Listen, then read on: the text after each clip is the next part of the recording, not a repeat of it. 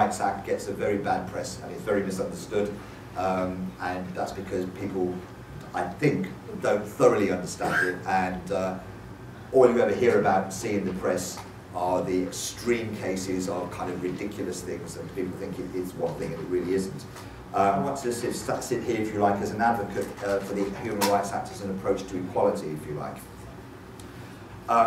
Increasingly, there is a recognition that by focusing on the attributes that make us all different, we are inadvertently creating a society of groups, of minority interests, of them and us. And social policy now has moved on to a much more unifying approach, which focuses on things that we all share, rather than on highlighting what separates us from our neighbours.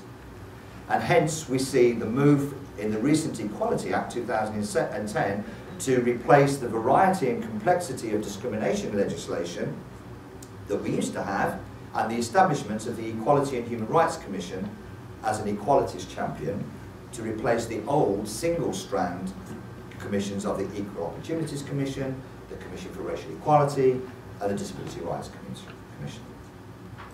However, the inherent danger on focusing on people's differences is that we run the risk of doing very little to promote a feeling of common values and shared responsibilities.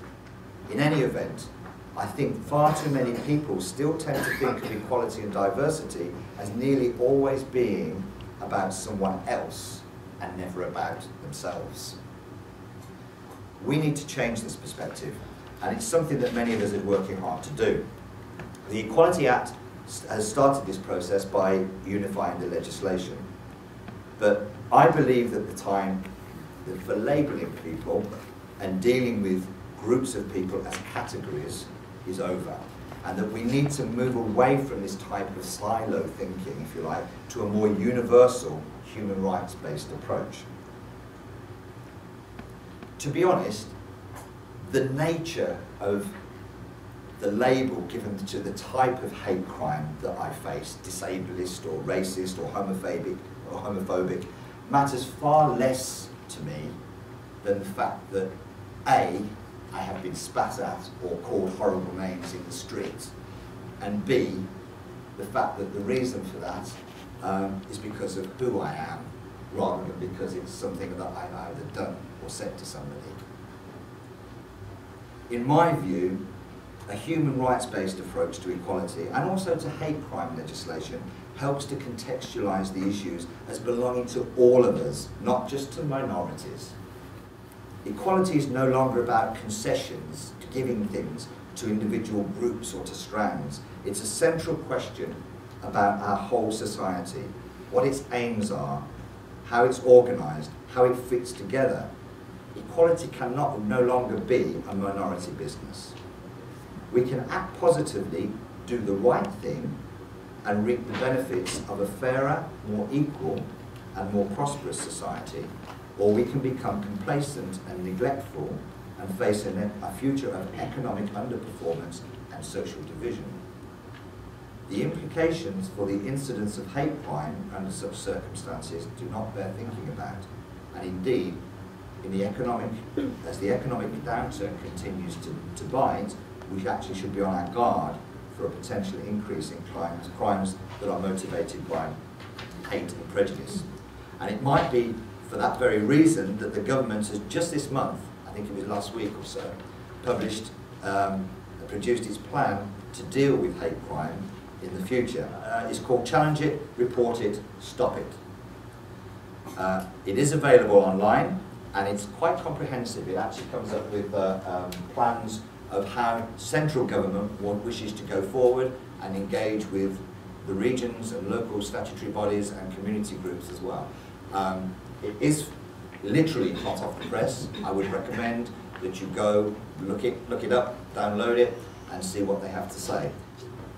The reason I welcome this particularly is because for the last few years, unfortunately, we have a political climate where equality seems to have slipped right off the agenda.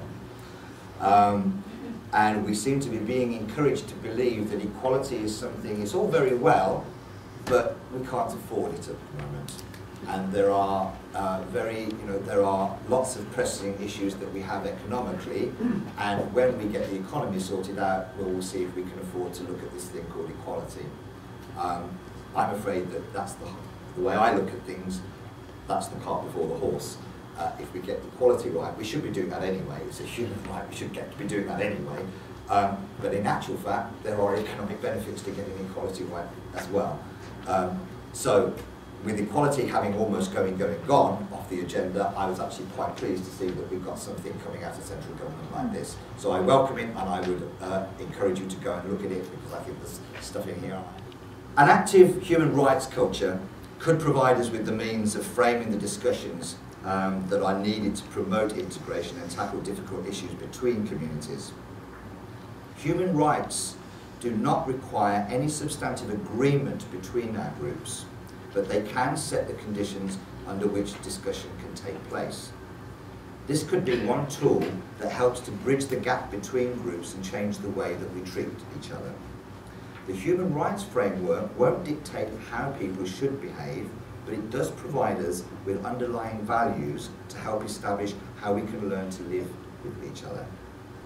In a diverse society, the shared values are the fundamental glue that hold us together, and the way we behave towards each other is the outward manifestation of our values. Hate crime represents a betrayal of those shared values, which is why we all need to challenge it, report it, and stop it.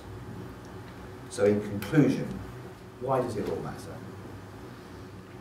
Real people, real individuals from real communities. My community, your community. And I'd like to finish my bit this morning by reminding ourselves of these individuals. The following people, whose faces you are about to see, were hated because of their race, their sexual orientation, because they were disabled, or because of their religion or their cultural background. They were hated and murdered because they were different. Hate crime is not a remote problem that affects other people in other places. It affects all of us, and it affects us now.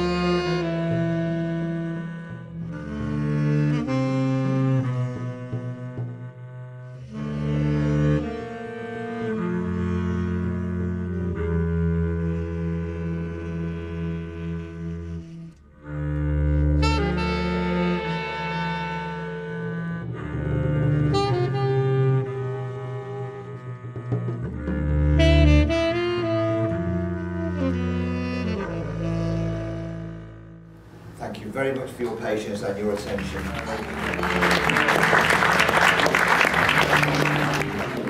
Which is 0800 077 8460.